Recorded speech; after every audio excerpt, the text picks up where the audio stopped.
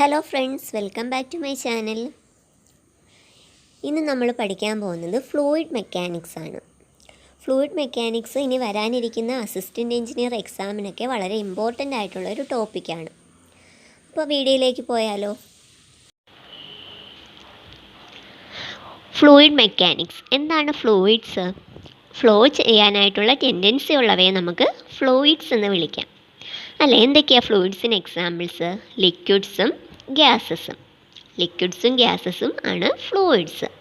അപ്പോൾ ഈ ഫ്ലൂയിഡ്സിൻ്റെ പ്രോപ്പർട്ടീസിനെ കുറിച്ചുള്ള സ്റ്റഡിയെയാണ് നമ്മൾ എന്ത് വിളിക്കുന്നത്? ഫ്ലൂയിഡ് മെക്കാനിക്സ് എന്ന് വിളിക്കുന്നത്. ഈ ഫ്ലൂയിഡ് മെക്കാനിക്സിൽ 3 ബ്രാഞ്ചസ് ഉണ്ട്. എന്തൊക്കെയാണ്? Fluid statics, fluid kinematics and fluid dynamics. ഇത് 3ആണ് നമുക്ക് പഠിക്കാനുള്ളത്. അപ്പോൾ ഓരോന്ന് എന്താണെന്ന് പറയാം.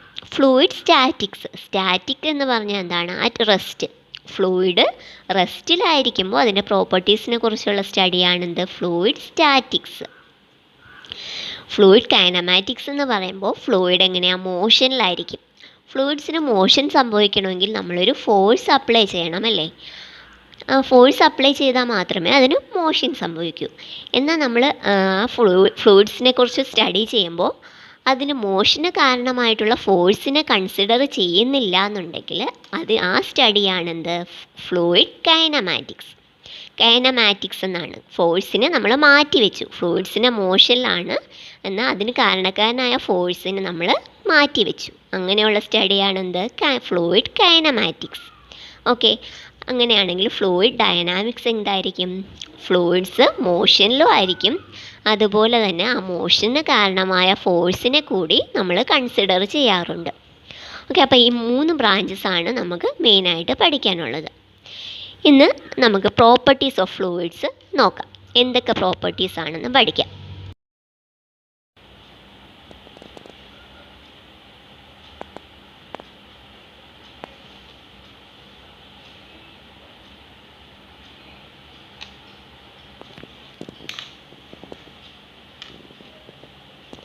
Properties of fluids.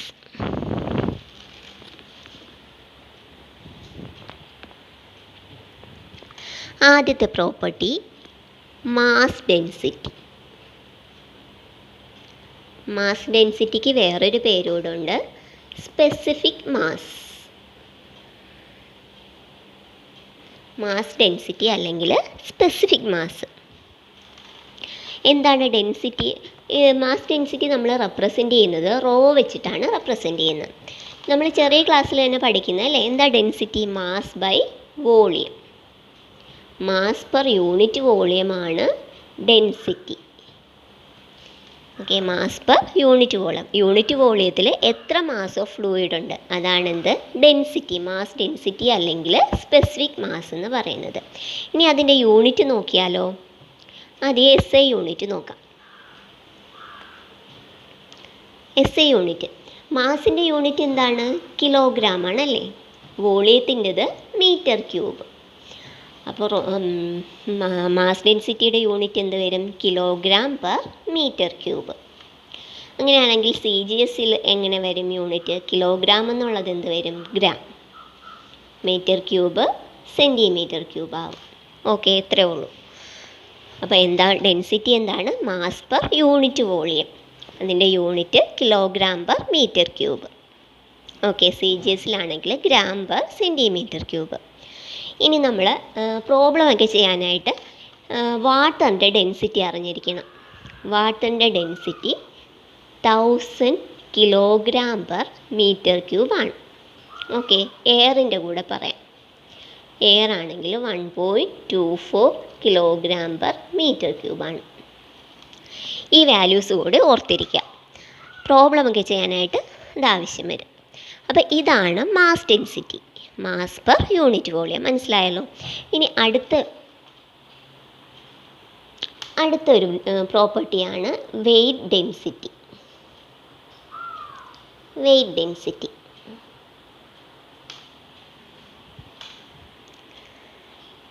വെയ്റ്റ് ഡെൻസിറ്റിയെ നമ്മൾ W വെച്ചിട്ട് റെപ്രസെൻ്റ് ചെയ്യാം.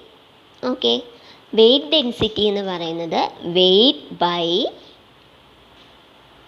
വോളിയമാണ്. യൂണിറ്റ് വോളിയത്തിൽ എത്ര വെയിറ്റ് ഫ്ലൂയിഡ് ഉണ്ട്, അതാണ് എന്ത് വെയിറ്റ് ഡെൻസിറ്റി എന്ന് പറയുന്നത്. ഓക്കെ, അപ്പം ഇതിൻ്റെ യൂണിറ്റ് നോക്കിയാലോ. SI യൂണിറ്റ് നോക്കാം. വെയിറ്റിൻ്റെ യൂണിറ്റ് എന്താണ്? വെയിറ്റിൻ്റെ യൂണിറ്റ് ന്യൂട്ടൺ ആണല്ലേ. വോളിയത്തിൻ്റെ ആകുമ്പോൾ മീറ്റർ ക്യൂബ്. അപ്പോൾ ന്യൂട്ടൺ പെർ മീറ്റർ ക്യൂബാണ് വെയിറ്റ് ഡെൻസിറ്റിയുടെ യൂണിറ്റ്. ഈ വെയിറ്റ് ഡെൻസിറ്റിക്ക് വേറൊരു പേരൂടെ ഉണ്ട് കേട്ടോ. ഇതിന് സ്പെസിഫിക് മാസ് പറഞ്ഞ പോലെ ഇതിന് സ്പെസിഫിക് വെയിറ്റ് എന്നുകൂടി പറയാം. ഓക്കെ, അപ്പോൾ SI യൂണിറ്റ് എന്നാൽ ന്യൂട്ടൺ പെർ മീറ്റർ ക്യൂബാണ്. അങ്ങനെയാണെങ്കിൽ CGSൽ എന്ത് വരും? ന്യൂട്ടൺ എന്ത് വരും? ഡൈൻ ആവും അല്ലേ. ഡൈൻ പെർ മീറ്റർ ക്യൂബ് ആവും CGS യൂണിറ്റ്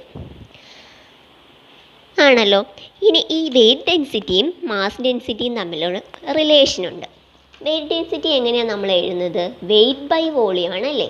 അപ്പോൾ വെയിറ്റിനെ നമുക്ക് mass into acceleration due to gravity divided by volume എന്ന് എഴുതിക്കൂടെ?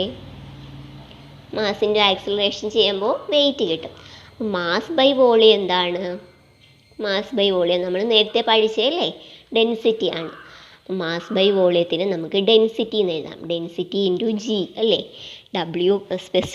Specific weight equal to specific mass into acceleration due to gravity. അപ്പോൾ ഈ റിലേഷനോട് ഓർത്തിരിക്കുക, പ്രോബ്ലം ഒക്കെ ചെയ്യാനായിട്ട് ആവശ്യം വരും. ഓക്കെ, അപ്പോൾ ഇത് രണ്ടും മനസ്സിലായല്ലോ. ഇനി അടുത്ത പ്രോപ്പർട്ടിയിലേക്ക് പോകാം. അടുത്ത പ്രോപ്പർട്ടിയാണ് സ്പെസിഫിക് വോളിയം. സ്പെസിഫിക് വോളിയം എന്ന് പറഞ്ഞാൽ reciprocal of specific mass. Specific മാസിൻ്റെ റെസിപ്രോക്കലാണ് എന്ത്? സ്പെസിഫിക് വോളിയം എന്ന് പറയുന്നത്. സ്പെസിഫിക് മാസ് എന്തായിരുന്നു? സ്പെസിഫിക് മാസാണ് എന്ത്? ഡെൻസിറ്റി അല്ലേ, മാസ് ഡെൻസിറ്റി. മാസ് ഡെൻസിറ്റി എന്തായിരുന്നു? മാസ് ബൈ വോളിയം ആണ്. അങ്ങനെയാണെങ്കിൽ സ്പെസിഫിക് വോളിയം എന്ത് വരും? നമുക്ക് V വെച്ചിട്ട് റെപ്രസെൻ്റ് ചെയ്യാം.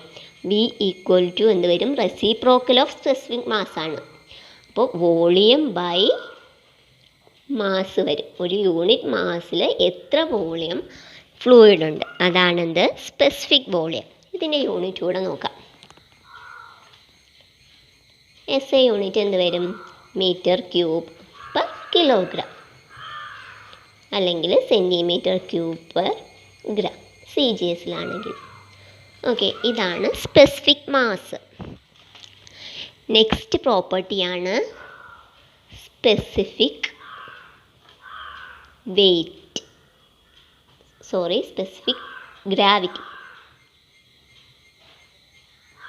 സ്പെസിഫിക് വെയിറ്റ് നമ്മൾ നേരത്തെ പഠിച്ചതല്ലേ അല്ലേ.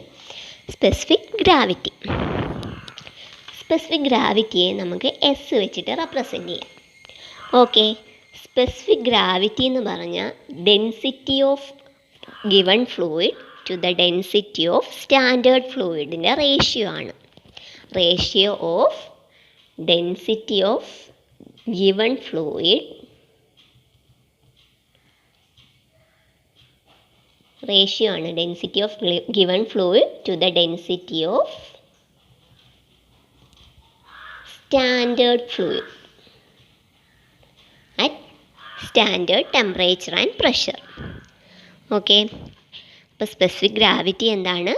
സ്പെസിഫിക് ഗ്രാവിറ്റി എന്ന് പറയുന്നത് നമുക്ക് തന്നേക്കുന്ന ഗിവൺ ഫ്ലൂയിഡിൻ്റെ ഡെൻസിറ്റിയും അതുപോലെ സ്റ്റാൻഡേർഡ് ഫ്ലൂയിഡിൻ്റെ ഡെൻസിറ്റിയും തമ്മിലുള്ള റേഷ്യോ ആണ് at standard temperature and pressure. അപ്പം ഡെൻസിറ്റി ഏത് ഡെൻസിറ്റി ആവും? മാസ് ഡെൻസിറ്റി ആണോ അതോ വെയിറ്റ് ഡെൻസിറ്റി ആണോ എന്ന് കൺഫ്യൂഷൻ വരാം. നമ്മളിവിടെ ഡെൻസിറ്റി എടുക്കുന്നത് വെയിറ്റ് ഡെൻസിറ്റി ആണ് ന്യൂമറേറ്ററിൽ എടുക്കുന്നതെങ്കിൽ ഡിനോമിനേറ്ററിലും സ്റ്റാൻഡേർഡ് ഫ്ലൂയിഡിൻ്റെ വെയിറ്റ് ഡെൻസിറ്റി എടുക്കുക. മാസ് ഡെൻസിറ്റി ആണ് എടുക്കുന്നുണ്ടെങ്കിൽ ഇവിടെയും മാസ് ഡെൻസിറ്റി തന്നെ എടുക്കുക.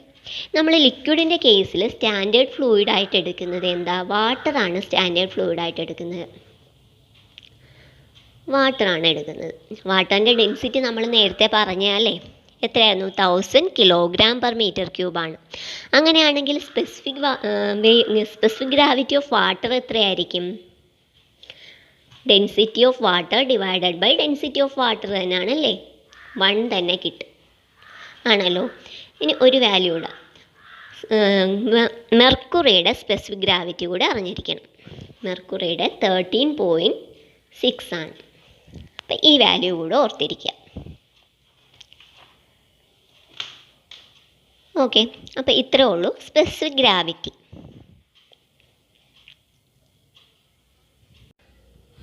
അഞ്ചാമത്തെ പ്രോപ്പർട്ടിയാണ് വിസ്കോസിറ്റി. വിസ്കോസിറ്റി പറയാനായിട്ട് ഞാൻ ഇവിടെ ഇതൊരു ഡ്രോപ്ലെറ്റ് ആണെന്ന് കൺസിഡർ ചെയ്യുക.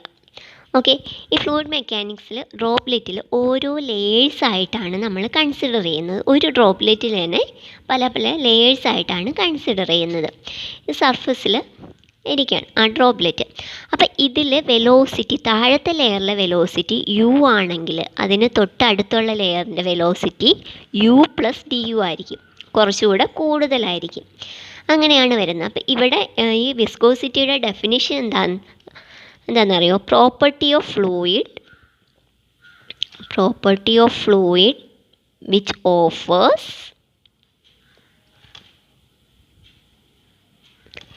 Resistance to the movement of one layer over the adjacent layer.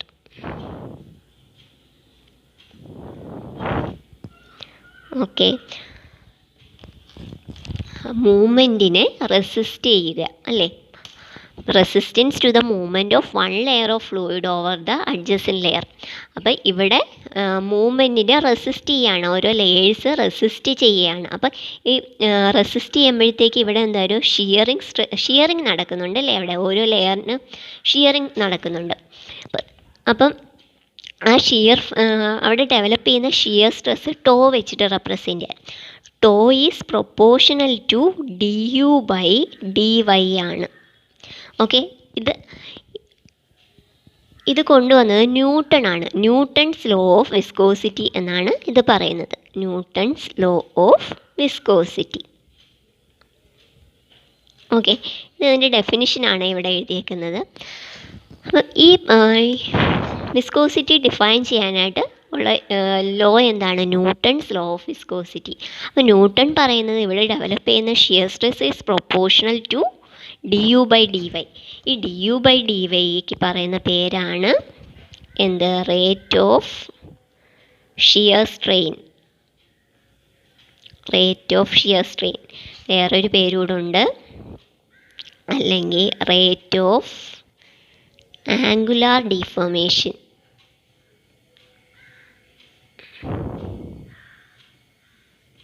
അല്ലെങ്കിൽ വെലോസിറ്റി ഗ്രേഡിയൻ്റ് എന്നും പറയാം.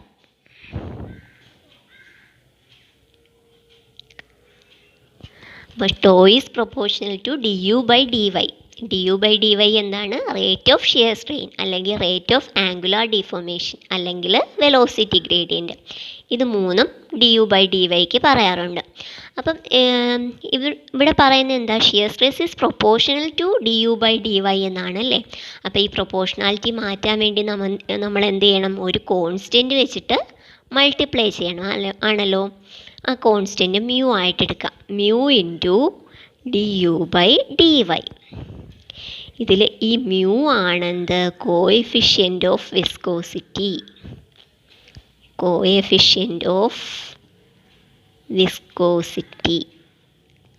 അല്ലെങ്കിൽ ഡൈനാമിക് വിസ്കോസിറ്റി, അല്ലെങ്കിൽ ഒരു പേരൂടുണ്ട് അബ്സല്യൂട്ട് വിസ്കോസിറ്റി. ഓക്കെ, അപ്പോൾ ഈ പ്രൊപ്പോർഷണാലിറ്റി കോൺസ്റ്റൻ്റ് ആണെന്ത്? ഡൈനാമിക് വിസ്കോസിറ്റി, അല്ലെങ്കിൽ അബ്സല്യൂട്ട് വിസ്കോസിറ്റി, അല്ലെങ്കിൽ കോഎഫിഷ്യൻ്റ് ഓഫ് വിസ്കോസിറ്റി എന്ന് പറയുന്നത് ആണല്ലോ. ക്ലിയർ ആയല്ലോ? അപ്പോൾ ഡൈനാമിക് വിസ്കോസിറ്റി പഠിച്ചു. ഇനി അതിൻ്റെ യൂണിറ്റ് അറിയണ്ടേ? യൂണിറ്റ് SI യൂണിറ്റ് ആണെങ്കിൽ newton second per metre square ആണ് ഇതിൻ്റെ SI unit. Newton second per metre square. CGSലാണെങ്കിൽ ന്യൂട്ടൺ എന്ത് വരും? Dyne second per centimetre square വരും അല്ലേ, മീറ്റർ സെൻറ്റിമീറ്റർ ആവും. അപ്പോൾ ഈ ഡൈൻ സെക്കൻഡ് പെർ സെൻറ്റിമീറ്റർ സ്ക്വയറിന് വേറൊരു പേരൂടുണ്ട്, അതിനെ നമ്മൾ പോയിസ് എന്ന് വിളിക്കും. ഓക്കെ, ഒരു dyne centimetre per second square ഒരു പോയിസ് എന്ന് നമുക്ക് പറയാം. ഇനി ഈ പോയിസും ന്യൂട്ടൺ സെക്കൻഡ് പെർ മീറ്റർ സ്ക്വയറും തമ്മിലുള്ള റിലേഷനുണ്ട്. റിലേഷനല്ല, 10 പോയിസ് എന്ന് പറയുന്നതാണ് എന്ത്, ഒരു newton second per metre square. Okay, ഇതുകൂടെ ഒന്ന് ഓർത്തിരിക്കുക, ഈ വാല്യൂ കൂടെ ഓർത്തിരിക്കുക. ഇത് വളരെ ഇമ്പോർട്ടൻ്റ് ആയിട്ടുള്ള ടോപ്പിക്കാണ് ഈ വിസ്കോസിറ്റി എന്ന് പറയുന്നത്. ഇത് എപ്പോഴും എക്സാമിന് ചോദിക്കുന്നതാണ്. അപ്പോൾ ഈ വാല്യൂവും കൂടെ ഓർത്തിരിക്കുക. അപ്പോൾ എന്താണ് ഡൈനാമിക് വിസ്കോസിറ്റി എന്താണ്? ന്യൂട്ടൺ ലോ പറയുന്നത് shear stress is proportional to du/dy ആണ്. അപ്പോൾ നമ്മൾ പ്രൊപ്പോർഷണാലിറ്റി മാറ്റാൻ വേണ്ടിയിട്ട് കൊടുക്കുന്ന കോൺസ്റ്റൻറ്റ് അതാണ് എന്ത്, കോഎഫിഷ്യൻ്റ് ഓഫ് വിസ്കോസിറ്റി, അല്ലെങ്കിൽ ഡൈനാമിക് വിസ്കോസിറ്റി, അല്ലെങ്കിൽ അബ്സല്യൂട്ട് വിസ്കോസിറ്റി എന്ന് പറയുന്നത്. അപ്പോൾ ഇതിൻ്റെ യൂണിറ്റും പഠിച്ചു, എന്തായിരുന്നു, newton second per metre square, അല്ലെങ്കിൽ CGS എന്ത് വരും, dyne second per centimetre square. അതിന് തന്നെയാണ് പോയിസ് എന്ന് പറയുന്നത്. ഈ 10 പോയിസ് ആണ് ഒരു newton second per metre square. Okay, clear ആയല്ലോ. ഇനി ഒരു വിസ്കോസിറ്റി കൂടെ ഉണ്ട്. ഇപ്പം നമ്മൾ ഡൈനാമിക് വിസ്കോസിറ്റിയാണ് പഠിച്ചത്. അടുത്തത് കൈനമാറ്റിക് വിസ്കോസിറ്റി. ഈ കൈനമാറ്റിക് വിസ്കോസിറ്റിയെ ന്യൂ വെച്ചിട്ട് റെപ്രസെൻ്റ് ചെയ്യാം.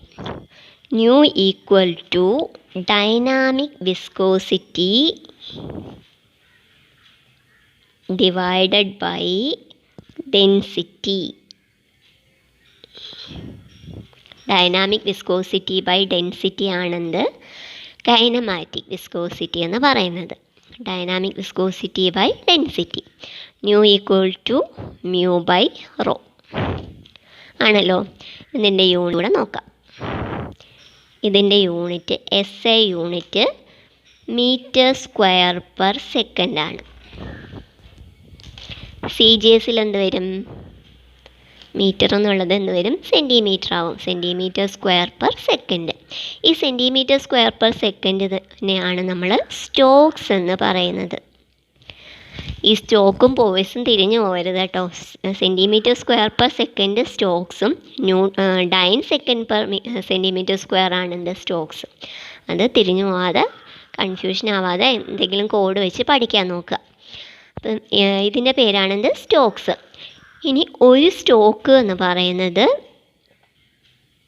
ഒരു stoke equal to 10⁻⁻⁴ metre square per second ആണ്. ഇതും ഇമ്പോർട്ടൻ്റ് ആണ്, ഈ വാല്യൂ ഓർത്തിരിക്കുക. അല്ലെങ്കിൽ 10⁻⁴ stoke equal to 1 metre square per second എന്ന്. ഇത് രണ്ടും സെയിം ആണ്, തിരിച്ചെഴുതിയെന്നുള്ളൂ. Okay, 1 stoke equal to 10⁻⁻⁴ metre square per. നിങ്ങൾക്ക് ഏതാണോ പഠിക്കാൻ എളുപ്പം അത് പഠിച്ചു വെച്ചിരുന്നാൽ മതി. ഓക്കെ, അപ്പോൾ ഇതാണ് kinematic viscosity. Dynamic viscosity kinematic വിസ്കോസിറ്റിയും തിരിഞ്ഞു പോകാതെ പഠിക്കണം. ഓക്കെ, ഇന്ന് നമ്മൾ 5 പ്രോപ്പർട്ടീസാണ് പഠിച്ചത്. ബാക്കിയുള്ള പ്രോപ്പർട്ടീസ് നെക്സ്റ്റ് വീഡിയോയിലൂടെ നോക്കാം. ഓക്കെ, അപ്പോൾ താങ്ക് യു.